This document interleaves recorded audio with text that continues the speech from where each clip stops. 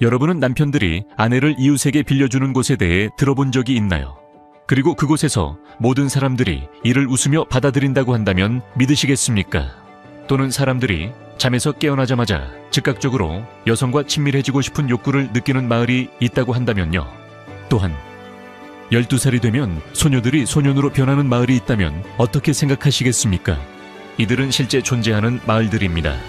이제 지구에서 가장 이상한 11개 마을을 소개하겠습니다. 탄자니아의 한 마을에서는 남편들이 아내를 이웃에게 빌려주는 전통이 있습니다. 이는 공공연하게 이루어지며 스캔들이 되지 않습니다. 비록 오늘날에는 드물지만 여전히 이 지역에서는 알려져 있으며 특정 조건에서만 허용됩니다. 예를 들어 아내를 빌리는 사람은 남편과 나이가 비슷해야 하고 아내는 빌려간 사람의 집으로 가서는 안 됩니다. 만남은 남편의 집에서 조용히 이루어지며 만약 남편이 그 자리에 나타나면 화를 내지 않는 것이 규칙입니다. 이곳에서의 생활은 매우 어렵습니다. 집들은 태양에 말린 진흙 벽돌로 지어지며 거울로 장식되어 아름다움과 미용을 추구합니다. 집 안에는 침대, 줄에 걸어놓은 옷, 그리고 조리용 냄비만 있습니다. 전기가 없고 작은 태양광 패널만 있으며 물은 비를 모아 사용하는 방식입니다. 식사는 종종 카사바 반죽과 간단한 소스를 찍어 먹는 형태입니다. 아내를 빌려주는 전통의 기원에 대해서는 여러 가지 의견이 있지만 어떤 사람들은 남자들 간의 동맹을 형성하기 위해 시작되었다고 말합니다. 오늘날에는 덜 흔해졌지만 여전히 그 명성은 남아있으며 궁금한 사람들이 찾아오기도 합니다. 이곳을 방문해보고 싶다면 댓글을 남겨주세요. 카자흐스탄의 외딴 마을 칼라치에서는 기이한 질병이 주민의 거의 10분의 1을 괴롭히고 있습니다. 예고 없이 사람들이 깊은 잠에 빠지며 때로는 6일간 깨어나지 않기도 합니다. 깨어났을 때는 종종 혼란스러워하고 때로는 이상한 행동을 보이기도 합니다. 한 60대 남성은 자신이 수탈기 되었다고 믿고 날이 밝을 때 팔을 휘두르며 수탉처럼 울기 시작했습니다. 다른 사람들은 갑자기 강렬한 욕구를 느끼기도 하는데 특히 여성과의 만남을 원한다고 합니다. 이 질병은 주민들에게 두려움을 주며 많은 사람들이 마을을 떠났습니다. 과학자들은 근처에 폐허가 된 소련의 우라늄 광산에서 나오는 라돈가스가 원인일 것이라고 의심하지만 확실한 원인은 밝혀지지 않았습니다. 더 이상 기이한 것은 같은 광산 위에 세운 유령 마을에서는 이 질병을 겪지 않는다는 점입니다. 일부 마을 사람들은 이를 의도적으로 마을 사람들을 내쫓으려는 시도라고 속삭이기도 하지만 증거는 없습니다. 이 마을에 여전히 300명 이하의 주민들이 살고 있으며 각자는 언제 꿈없는 잠에 빠질지 모른다는 사실을 알고 지냅니다. 나미비아 북부의 건조한 지역에 위치한 힌바 부족은 물 부족과 희귀한 비로 인해 독특한 생활 방식을 발전시켰습니다. 이곳에서는 물로 목욕을 할 수 없으므로 힌바족은 대체 방법을 완벽하게 익혔습니다. 여성들은 버터지와 오커를 섞어 만든 페이스트를 피부와 머리에 발라 깊은 붉은 색을 입히며 이는 태양으로부터 피부를 보호하고 벌레를 막고 채취를 없애는 역할을 합니다. 세탁을 위해서는 향긋한 허브를 태워 그 연기를 덮어 몸을 정화합니다. 그 결과 독특한 흙 냄새가 납니다. 머리는 따서 동일한 점토 혼합물을 발라 각 스타일은 나이, 결혼 여부, 가족 내 역할에 대해 의미를 담고 있습니다. 남성과 여성 모두 따은 머리를 통해 인생의 단계, 결혼, 성인으로서의 역할, 때로는 과부 상태를 나타냅니다. 이곳에서는 가축이 부의 기반이며 다처제도 흔합니다. 남성이 많은 가축을 소유할수록 더 부유하고 가축은 여러 아내를 맡는 대가로 쓰입니다. 결혼식에는 상징적인 납치가 포함될 수 있으며 신부의 도착은 소의 저주로 의식적인 정화로 축하됩니다. 그리고 환대에 관한 이야기로 지금은 거의 사라졌지만 한 남편은 밤새 남자 손님과 아내를 자고 있게 하여 궁극적인 신뢰와 관대함을 표현할 수 있었습니다. 외부인들에게는 이상하게 보일 수 있지만 이 전통들은 지구에서 가장 가혹한 기후 중 하나인 이곳에서 힌바족이 살아남을 수 있도록 도왔습니다. 나미비아의 붉은 모래를 떠나기 전에 영상을 좋아요와 구독을 눌러주시고 알림을 켜서 새로운 소식을 놓치지 않도록 부탁드립니다. 최고의 팔로워들께 감사드립니다. 다음으로 소개할 장소는 여성이 약 90%인 마을입니다. 그중 많은 여성들은 첫 키스도 하지 않은 사람들로 알려져 있습니다.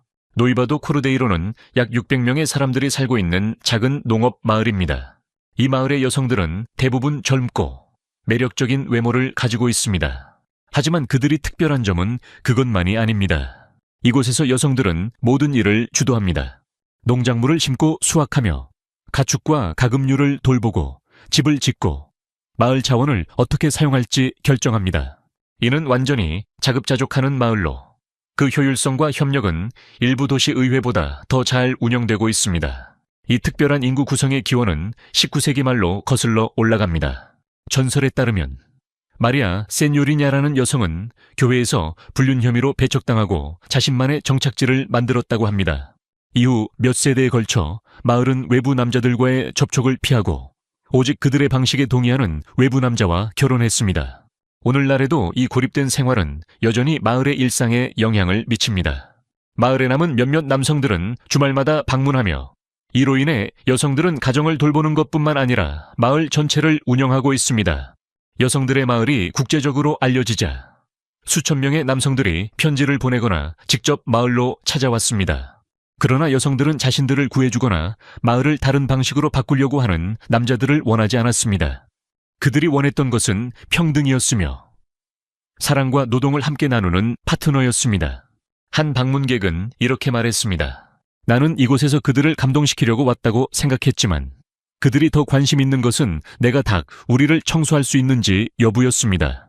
이곳에서의 일상은 조용하지만 힘든 일들로 가득합니다. 아침 일찍 여성들은 밭으로 가서 채소밭을 정리하거나 소를 젖을 짭니다. 오전 중에는 울타리를 수리하거나 신선한 농산물과 홈메이드 치즈로 식사를 준비하는 사람들이 있습니다. 저녁에는 마을 사람들이 모여 음악과 춤을 즐기며 사회적 유대감을 강화하는 기쁨의 시간을 보냅니다. 여성들이 모든 결정을 내리고 남성들이 그들의 세상에 적응해야 하는 마을에서 살 수 있을까요? 댓글로 알려주세요. 살리나스 마을에서는 드문 유전 질환이 발생하는데 주민들은 이를 저주라 부릅니다. 일부 소녀들이 사춘기 때 극적인 변화를 겪으며 약 12세가 되면 남성의 생식기를 가지게 되고 목소리가 깊어지고 얼굴에 수염이 자라기 시작합니다. 이 변화는 이살파 환원 효소 결핍이라는 드문 유전 질환의 결과입니다. 이 질환을 가진 아이들은 출생 전에 남성 호르몬을 처리하는 데 필요한 효소가 부족합니다. 그 결과 출생 당시 여성처럼 보이는 생식기를 가지고 태어나지만 XY 염색체를 가지고 있습니다. 사춘기 때 테스토스테론이 급증하면서 거의 하루아침에 남성으로 변합니다. 살리나스의 가족들에게 이 현상은 그저 일상적인 일입니다. 부모들은 자녀들에게 성중립적인 이름을 지어주고 사춘기까지 변화를 지켜봅니다. 일부 구에베도체는 새로운 남성 정체성을 받아들이고 다른 사람들은 수술을 통해 여성을 유지하기도 합니다. 한때 펠리시타라고 불렸던 존니는 자신이 10대 초반에 겪었던 혼란을 기억합니다.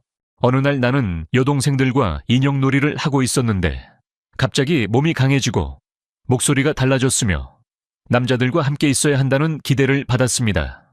과학자들은 1970년대에 이 현상을 처음 연구하기 시작했으며 오늘날 살리나스는 의학 교과서에 실려 있습니다. 그러나 주민들에게는 이것이 이상한 일이 아니라 그저 자라나는 과정의 일부일 뿐입니다. 스촨성의 가팔은 산비탈에 자리 잡은 아툴의 마을은 마치 절벽에 붙어 있는 것처럼 보입니다. 이 작은 이족 마을은 수세기 동안 너무 외져서 유일한 출입 방법은 수제로 만든 대나무 사다리였다고 합니다. 이 사다리들은 거미줄처럼 절벽에 붙어 있었으며 이를 오르려면 닳아버린 대나무 기둥을 잡고 좁은 가로대를 밟으며 발을 올려야 했습니다. 발 아래로는 아무것도 없는 공허한 공간이 펼쳐집니다. 학교에 가는 길은 짧은 거리가 아니라 부모가 동생을 등에 업고 2시간 동안 수직으로 올라야 하는 여정이었습니다. 생필품부터 가축까지 모두 이렇게 나르고 쌀 한 자루나 아픈 염소, 자고 있는 아기를 2600피트 높이의 사다리로 끌어올려야 했습니다. 이 마을 사람들은 이를 하늘 사다리라고 부를 수밖에 없었죠. 이 마을은 아이들이 사다리를 오르는 사진이 언론에 보도되면서 전 세계적인 관심을 받게 되었습니다. 그 사진은 큰 우려를 불러일으켰고 2016년 정부는 2,500개 이상의 계단을 가진 철제 계단을 새로 건설했습니다. 여전히 여름의 더위나 겨울의 눈 속에서는 힘들지만 죽음의 위험은 크게 줄어들었습니다. 이 개선이 있은 후에도 많은 가구는 아래 계곡에 이주지로 이사를 갔습니다. 그러나 일부는 절벽이 그들의 일부분이라며 여전히 그곳에 남아 있습니다. 아투레에 서서 수마일에 걸친 계단식 논과 강을 내려다보면 그 이유를 알 수 있습니다. 그곳은 다른 곳에서는 볼 수 없는 풍경과 삶의 방식이기 때문입니다. 허난성 삼먼샤 외곽을 지나면서 땅속에서 사람들이 살고 있다는 사실을 알게 될 가능성은 거의 없습니다. 이곳은 중국에서 가장 독특한 공동체 중 하나인 야오동이라고 불리는 지하 동굴 주택들이 있는 마을입니다. 위에서 보면 지구의 직사각형 모양의 움푹 패인 곳들이 보입니다. 가까이 다가가면 계단을 따라 내려가면 아치형 방들로 둘러싸인 안뜰들이 보입니다. 이 주택들은 200년 이상 된 것들도 있으며 여름에는 시원하고 겨울에는 따뜻한 자연적인 단열 효과를 제공하여 에어컨이 존재하기 전부터 이미 완벽한 환경을 만들어냈습니다. 야오동을 짓는 것은 쉬운 일이 아닙니다. 가정마다 수년을 들여 땅을 파고 벽을 다듬으며 벽돌 외관, 조각된 문틀, 작은 정원 등을 추가합니다. 현대적인 전기 조명, 텔레비전, 와이파이 등이 옛 건축 양식과 자연스럽게 어우러져 있습니다. 매일의 생활은 지하에서 펼쳐집니다. 가족들은 열린 공간에서 음식을 준비하고 아이들은 그늘에서 놀며 노인들은 낮은 의자에 앉아 땅콩을 까거나 옷을 고칩니다. 비가 오면 물은 잘 설계된 배수로를 통해 빠져나가며 생활 공간은 마르도록 처리됩니다. 최근에는 관광객들이 찾아오고 있으며 일부 가정은 숙소를 빌려주거나 지역 간식을 팔기도 합니다. 그러나 많은 주민들에게 이 집들은 단순한 호기심을 넘어서 유산과 안정성, 그리고 땅과의 깊은 연결을 상징하는 존재입니다. 저장성 깊은 곳에 위치한 주거마을은 단순히 살기 위한 마을이라기보다 사람들의 생각을 어지럽히는 미로처럼 느껴집니다. 이 마을은 삼국시대의 전략가 주걸량의 이름을 따서 주거마을로 알려져 있으며 그 이유는 이곳에 들어서면 금방 방향 감각을 잃을 수 있기 때문입니다. 마을의 중심에는 중치라는 작은 연못이 있으며 이는 마을 설계의 출발점이자 14세기 디자인의 원형입니다. 이곳에서부터 8개의 좁은 골목이 별 모양으로 방사되며 무수히 많은 옆길과 막다른 골목이 이어집니다. 이 구조는 고대 도교 철학의 팔괘를 모방한 것으로 균형과 보호를 상징합니다. 하지만 실용적으로는 방어를 위한 걸작입니다. 외부의 침입자는 길을 잃고 시간이 지체되거나 잘못된 방향으로 유인되며 주민들은 그 시간을 이용해 도망치거나 재정비할 수 있었습니다. 오늘날에도 여전히 이 마을에는 주걸량의 후손들이 살고 있으며 대부분 주거라는 성을 가집니다. 결혼은 종종 확장된 가족 내에서 이루어져 이 혈통을 이어가고 있습니다. 주민들은 그들의 유산에 큰 자부심을 가지고 있으며 마을의 레이아웃은 단순한 호기심이 아니라 조상인 주걸량의 정신을 이어가는 방식입니다. 골목을 거닐다 보면 각 구석에서 숨겨진 이야기를 발견하게 됩니다. 오래된 아치문, 수세기 동안 다듬어진 나무문, 칠리페퍼를 말리고 있는 작은 마당 등을 지나게 되죠. 그리고 길을 찾았다고 생각할 때쯤 다시 처음 지점에 돌아오게 됩니다. 베트남 중부의 안방 해안에는 다른 곳에서는 볼 수 없는 스카이라인이 있습니다. 고층 빌딩이나 교회 첨탑 대신 화려한 탑과 빛나는 문, 다채로운 정자가 보입니다. 하지만 이곳은 살아있는 사람들이 아닌 죽은 사람들을 위한 것입니다. 안방은 유령의 도시로 알려져 있으며 여기에는 화려하게 지어진 무덤들이 있습니다. 이곳에서 무덤은 궁전처럼 지어지며 기와 지붕, 용 조각, 도자기로 만든 화려한 모자이크 등이 장식됩니다. 한 가족은 무덤 하나를 짓는데 수십만 달러를 들이기도 하며 때로는 자가주택보다 더 많은 돈을 쓸 때도 있습니다. 이 전통은 해외에서 일하는 친척들이 돌아가신 조상을 기리기 위해 돈을 보내면서 시작되었고 시간이 지나면서 무덤은 점점 더 커지고 화려해졌습니다. 이는 베트남 문화에서 깊이 뿌리내린 조상에 대한 존경을 나타내는 방식이지만 여기서는 그 화려함이 방문객들을 놀라게 할 정도로 커졌습니다. 이 무덤들을 거닐다 보면 마치 조용한 도시를 걷는 것처럼 느껴집니다. 일부 무덤은 관리자를 위한 방과 전자조명까지 갖추고 있으며 다른 무덤은 연못과 상징적인 문, 미니어처 파고다까지 갖추고 있습니다. 밤에는 전구가 켜져서 무덤들이 부드럽게 빛을 내며 신비로운 분위기를 자아냅니다. 현지인들은 이 무덤들이 단순한 기념비가 아니라 영혼들이 살아있는 사람들을 지켜보는 집이라고 말합니다. 그리고 안방에서는 주민들이 조상들을 매우 편안하게 모신다고 믿고 있습니다. 심천의 한 구석. 고층 빌딩들이 자리를 떠나고 조용한 거리가 펼쳐지면 다펀 유화 마을이 있습니다. 이곳은 예술이 산업화된 곳으로 거의 모든 주민이 예술가입니다. 그러나 그들의 일은 원본을 창작하는 것이 아니라 세계에서 가장 유명한 그림들의 놀랄 만큼 정확한 복제본을 만드는 것입니다. 다펀의 수백 개의 작업실 중 하나에 들어서면 한쪽에서는 반 고흐의 별이 빛나는 밤을 재현하고 다른 쪽에서는 모네의 수련을 그리며 드라잉 렉에서는 모나리자가 미소를 짓고 있을 것입니다. 화가들은 속도와 정확성으로 작업하며 일부는 몇 시간 만에 세밀한 복제를 완성하기도 합니다. 다펀 마을의 이야기는 1980년대 후반에 한 사업가가 서양으로 저렴한 유화 그림을 수출할 가능성을 보고 여기 예술가들을 모은 것에서 시작되었습니다.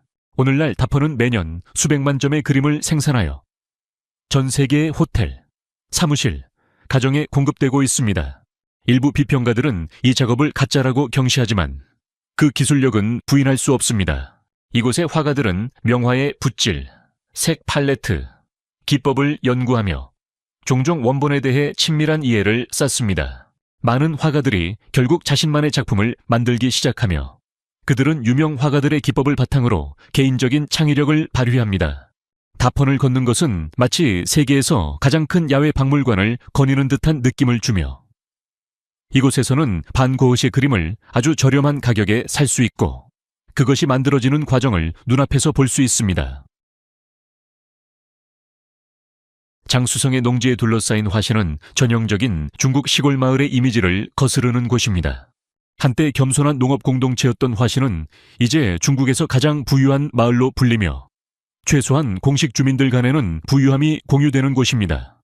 1961년에 우런바오에 의해 설립된 화신은 집단 소유라는 독특한 모델을 통해 변화를 겪었습니다.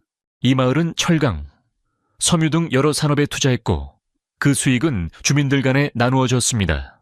주민들에게는 빌라, 자동차, 그리고 수백만 달러가 들어있다고 소문난 은행 계좌가 제공됩니다.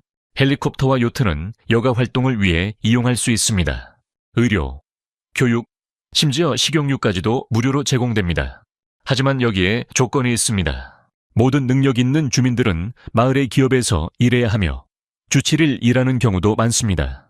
이주 노동자들은 높은 급여를 받을 수 있지만 공식 주민들과 같은 혜택은 받지 못합니다. 화시의 부유함을 상징하는 가장 눈에 띄는 건물은 74층짜리 롱텅 호텔로 마을 창립 50주년을 기념하여 건설되었습니다. 방문객들은 파노라마 뷰를 즐기고 고급 레스토랑에서 식사를 하며 세계의 유명한 랜드마크 복제품도 볼 수 있습니다. 화시에서 살아가는 주민들에게 이 마을은 자부심의 원천이자 엄격하게 운영되는 시스템입니다.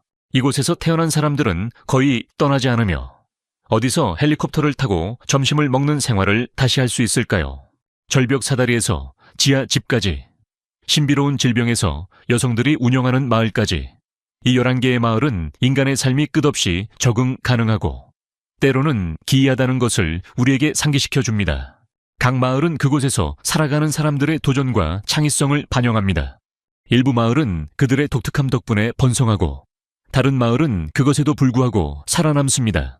그러나 이 모든 마을은 정상이라는 것이 관점에 따라 달라진다는 사실을 증명합니다. 자, 만약 여러분이 이 마을 중 한 곳에서 1년을 살아야 한다면 어느 마을을 선택하겠습니까? 그리고 그 이유는 무엇인가요? 댓글로 여러분의 답을 공유해 주세요. 저는 가능한 한 많은 댓글을 읽으며 여러분의 생각은 종종 미래 영상에 영감을 줍니다. 구독 버튼을 눌러주시고 알림벨을 켜서 다음 영상에서 또 만나요. 오늘 함께 해주셔서 정말 감사드리며 즐거운 시간이 되셨길 바랍니다. 여러분의 지원은 저에게 큰 의미가 됩니다.